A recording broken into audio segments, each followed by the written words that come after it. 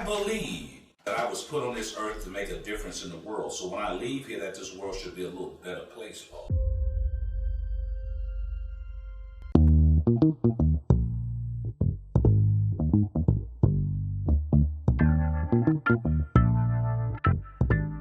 Ladies and gentlemen, welcome to the real state of Black America.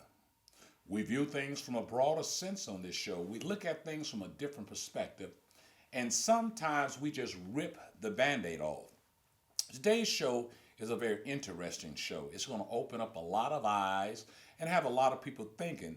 You're going to begin to view things from a broader sense. The American Black, we don't own anything. Now, I'm speaking to the people of color, Black, African Americans, Negro, Black man, Black woman, whatever name, the new name that everybody uses. In this country, after 400 years of building this country, we don't own anything. Now, we all have pretty cars. I didn't say that. And there's a few of us with pretty houses. I didn't say that. And I didn't say that we don't wear Prada, Fendi, Louis Vuitton. No, I didn't say that. I said we don't own anything. Those are possessions. We are the biggest consumers of everybody else's products. Look at it. My notes. We've spent $1.6 trillion in America in 365 days, and we don't own anything. It only costs $2.1 billion to educate every kid in a historical Black college. But we spent $1.6 trillion and can't pay for that. We are a race of people that don't run as one. Back in the Wild Wild West, the Indians ran as one. The Europeans run as one. The Chinese, Japanese, Filipino, they run as one in their culture.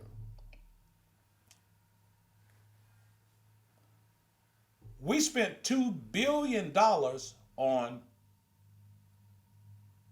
Air Jordan sneakers, which is fine. That's not a problem. Follow me.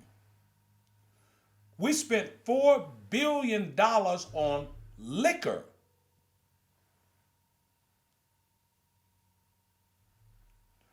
Almost $1 billion on fast food.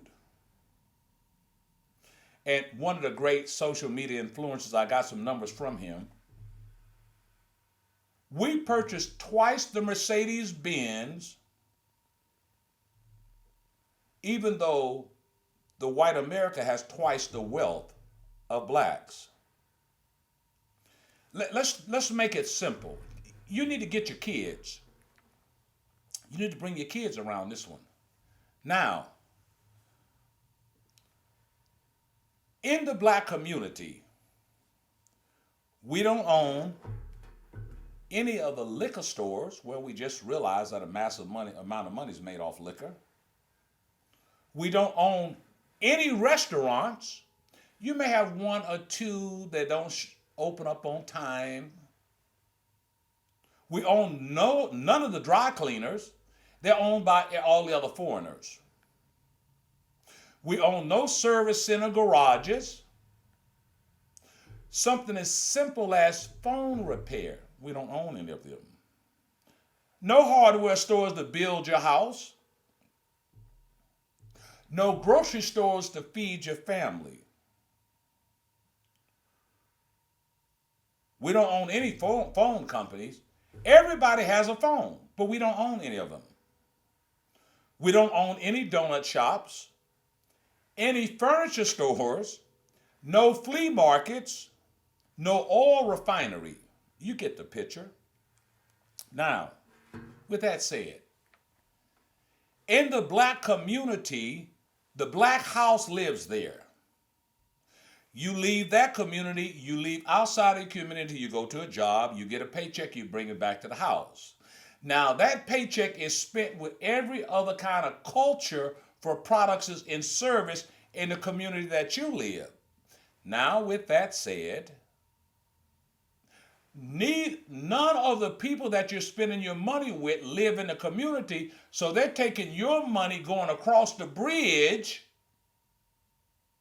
spending the money. And you wonder why the black community turns into ghetto, because the money does not circulate within the community. You have to own something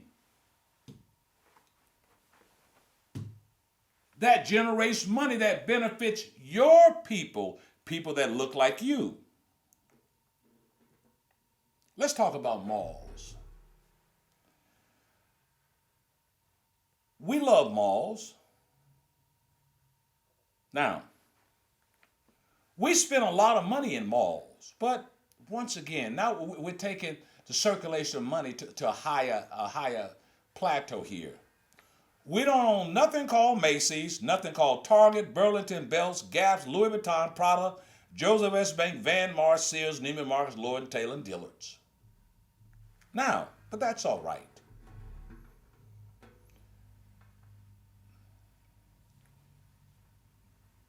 We can't keep grooming our children to be not accountable for their money. For the money. Now, you have to own something that generates money. You take that money and you feed your own people.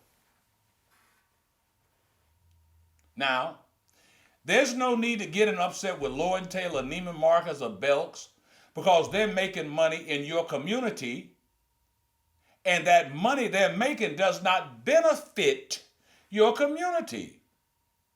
Well, that's commerce. Well, their position is, well, what does your community have to do with me? And it doesn't. We have to be accountable for taking care of our own kids. We must be accountable for educating our own kids. We must be accountable for cleaning our streets up. We must be accountable for something, taking care of our own homeless. And we must be accountable for doing something outside our race that makes the world a better place. Outside of Atlanta, go down Jimmy Carter Boulevard. Every store is owned by an Asian. Chinese, Korean, Japanese. There's signs in their language. Dentists, doctors, lawyers, flea markets, restaurants. Well, I'm confused here.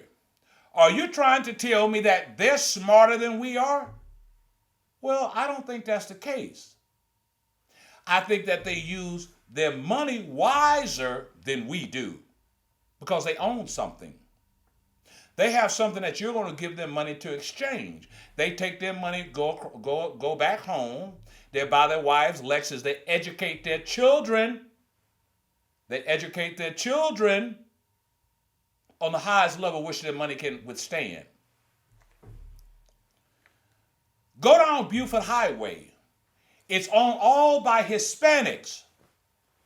The malls, the stores, the car lots, everything. There is not one street in Atlanta, Georgia that's owned by people of color.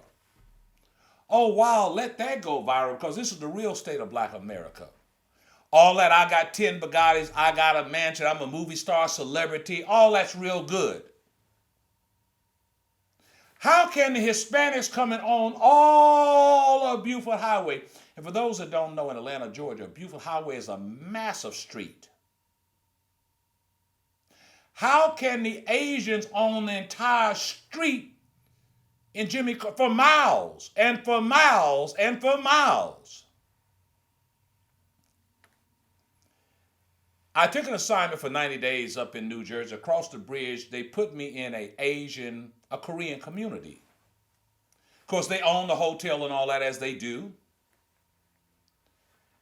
And in those 90 days, I found it to be quite interesting.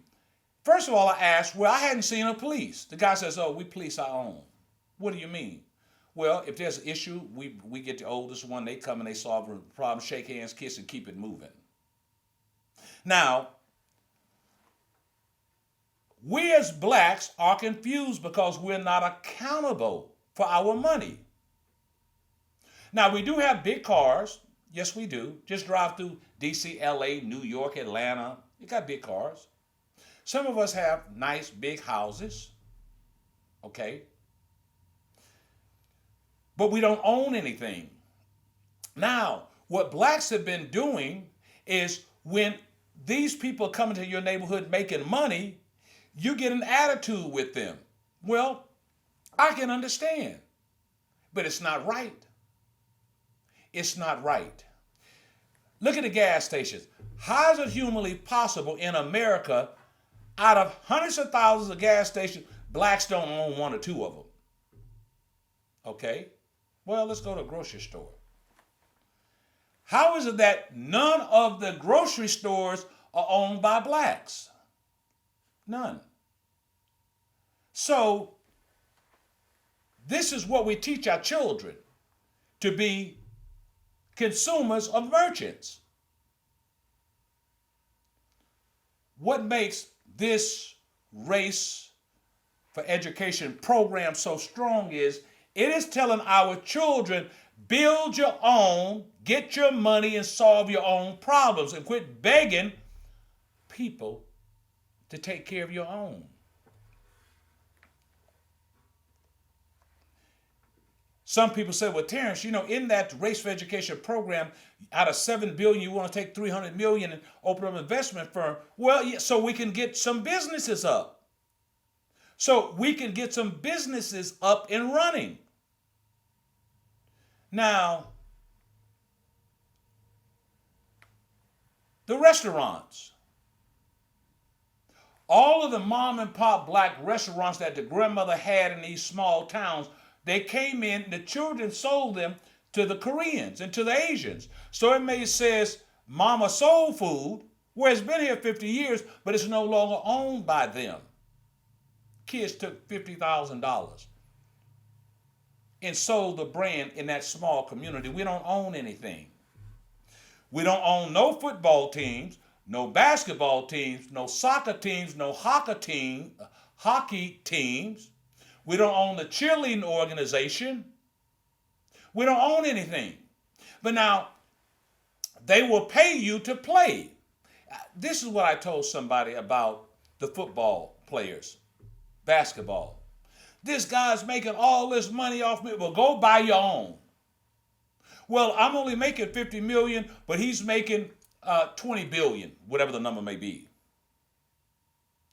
Well, you don't own any. Where else are you going to go to make this kind of money? You can't even speak English. And then when you make the money, 90% of you all squander your money. And we come back to we don't own anything. The massive percentage of blacks that play sports, even if the man made $100 billion and you didn't make but $10 million, you should be set.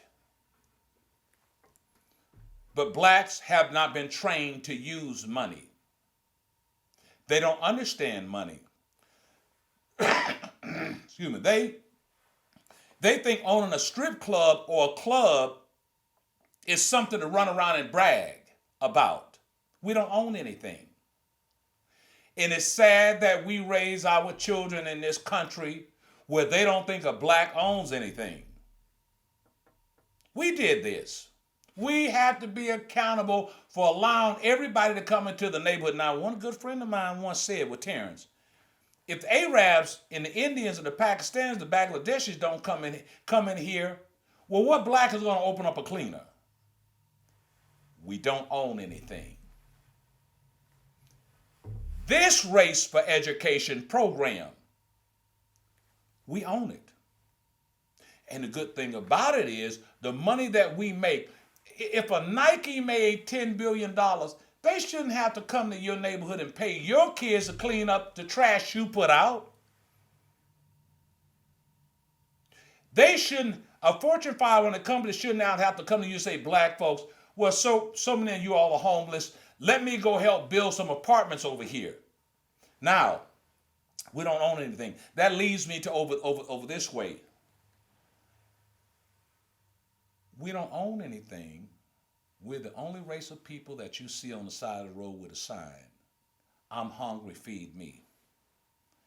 LA, Chicago, New York, Little Rock, Arkansas, Atlanta, Georgia, Jacksonville, Florida. Well, you don't own anything. Now remember, we're the only race of people that don't have a process where you can hire anybody. Let me say that again. There's no black here in America that says, I got 3,000 people working for me. Will you black? Hey, I'm going to give you a job. They do it. Then we get upset where they hired all of their buddies and all of the people that look like them where it's their business. Then we create laws and procedures and diversity programs, and they adhere to those to keep the peace. Now, have you ever walked into an Asian restaurant and seen a black person working there? Well, no. Well, that's just the way it is. Well, okay. Have you ever walked into a Mexican restaurant and seen a black working there? Well, of course not. Have you ever walked into a gas station and seen black people behind the counter? It's very rare. We don't own anything. We're training and teaching our children that we are only consumers, that we're not merchants. This Race for Education program, we own this. The money that comes from this benefits us and others. See, the My Hip Hop culture is owned by black people. The Juneteenth official merchandise, it is owned by black people. The 400 Proud, that celebration and contribution that we've given to this, is owned by black people. America's Standard Motorsport is going to make multi-millionaires out of people. Black people. We're going to take that $7 billion a year. We're going to educate these kids. You want to go to college? Let's go. The RSOBA investment firm, well, you need $1 million, $100,000. I like that. Because, see, in that investment firm, we're going to wrap our accountants, our attorneys, our process around whatever money we loan out. We're going to teach them how to turn it into a profitable business. We're going to take our money and we're going to go across this country to these young black preachers that are trying to get up and running, and we're going to pay their rent for a year. I seen a guy throw $100,000 up in a strip club. What kind of sense is that? We don't own anything. We own nothing. Now, look at this. There is not one black street in America that is owned by black people. Now that I said it, you're going to begin to look at that. You say, well, now, that guy Terrence was right.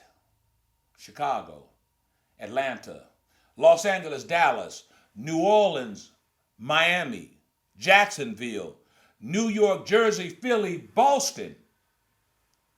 But in each of those cities, there's a street that's owned by different cultures, but none of them are black. This is the real state of black America. So what we need to do with this program, we need all the blacks to come together and educate your kids. Children, this is what this program is about. We need to get behind this real state of black America, get behind this race for education. Well, Daddy, why are we doing that? Because tomorrow and for generations it's going to make a difference. These blacks, you all go to these Fortune 500 companies, just draining them mentally, not financially. Well, Amazon, you've got your plan here. You're worth whatever the amount of billions he's worth. Well, we should get some. Well, why? Why should a Fortune 500 company have to give you anything? They do it to calm y'all black folks down. Okay, here, we made $10 billion. Take $3 million and spread it out and shut that down. Well, this is what we teach our kids. You need to own it.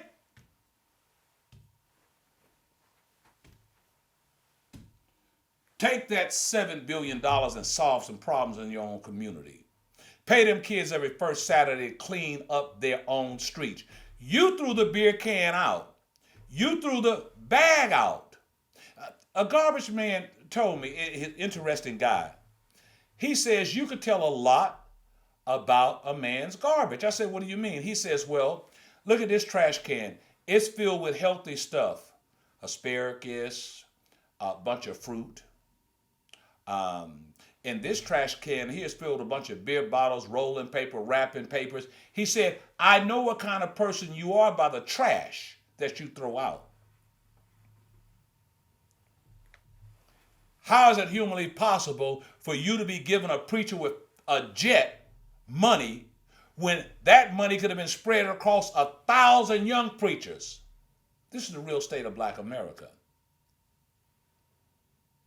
This is the real state of black America. Money is a funny thing when you don't know how to use it. There's several foundation points: owning banks, owning grocery stores, owning hospitals. Now, but in the black community, what you do own is police precincts. You see? Now, let's go to the grocery store. They have a whole aisle of Mexican food, sauces, chips, this, that, and the other. There's another aisle there with Asian food in there. There's no damn grocery store on earth has an aisle with black products because you don't manufacture a damn thing. You don't create nothing. You see? We don't own anything because what happens in our community, the blacks with money, once they get there, you can't get a hold of them. So if you do have a good idea it's going to fly, you got to go to the Europeans or go to the white or go to somebody and say, here, I got a hot sauce. Well, great. You don't have the money. I have the money. I'm going to go ahead and give you that $100,000. I want to own 79% of it. Take it or leave it. We're the only race. We don't own anything. And we got the nerves to run around here to this country hollering gold chains, Bugatti, my mansion, my jet. And your people do not own anything. It's sad. It's sad.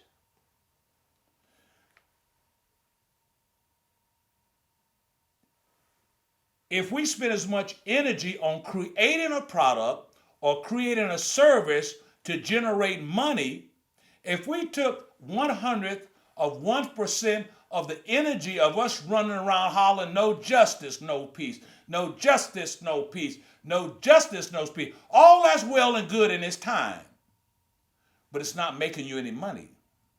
You don't see no Indians or Arabs out there. You don't see no Koreans out there. Because they own everything.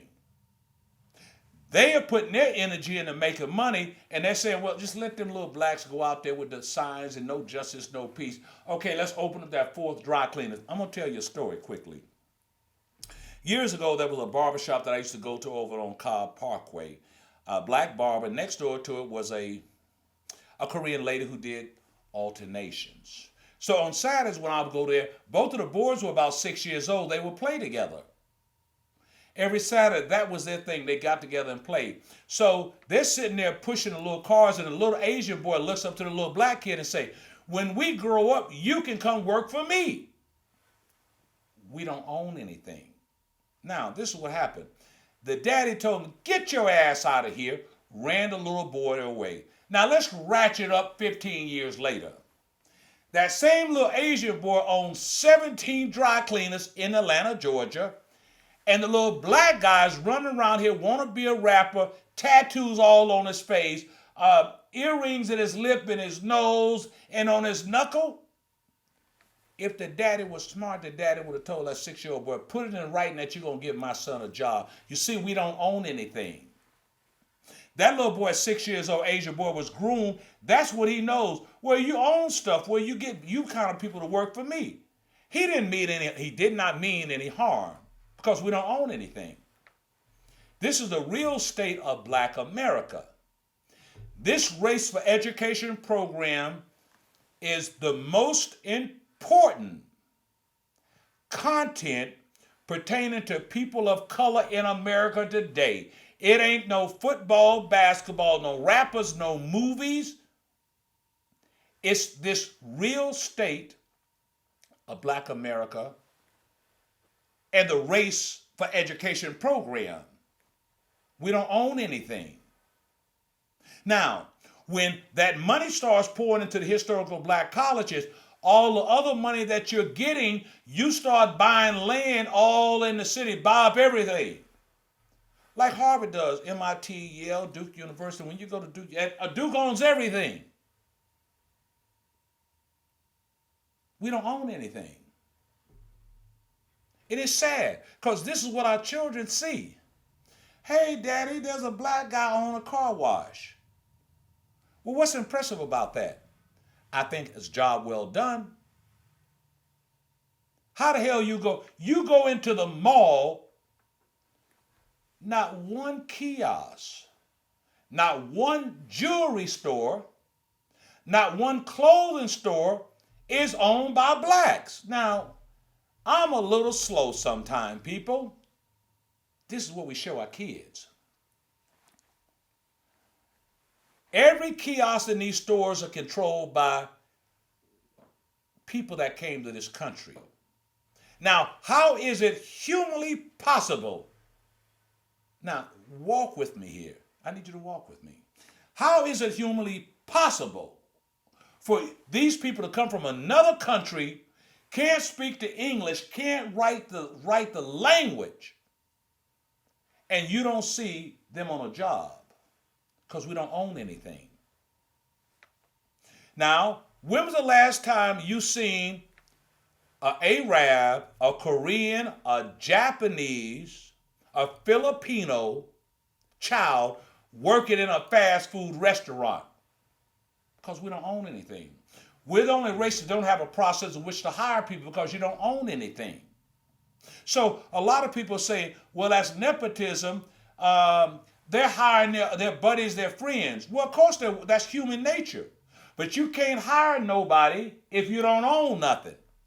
So then the Blacks say, well, you don't have a bunch of Blacks working. I want a job. Well, with all this bragging that we do, if we went out and started our own businesses where we hired 3,000, you can hire 50 of your friends like they do. See, this is the real state of Black America. As I said, this is the most important activation going into the new century as it pertains to people of color. Getting American Standard Motorsports up and running, the 400 Proud merchandise, put this proud brand on these kids, the My Hip Hop Culture, and the Juneteenth official merchandise. That's what you own. You need to get behind what you own. That's going to make a difference for you, your bloodline, and generations to come. And generations to come. It's sad, ain't a Black street in America owned by Black people. Every city I go, the Asian have a whole strip of Chicago. The Mexican, Hispanics got a whole strip outside of Chicago. And then you got all these Blacks running around talking about, look at my Bugatti. Look at my Mercedes. I spent $700 on this hairdo, and we don't own nothing. Ladies and gentlemen, my name is Terrence Alton Cox, and we view things from a broader sense here. This is the real state of Black America.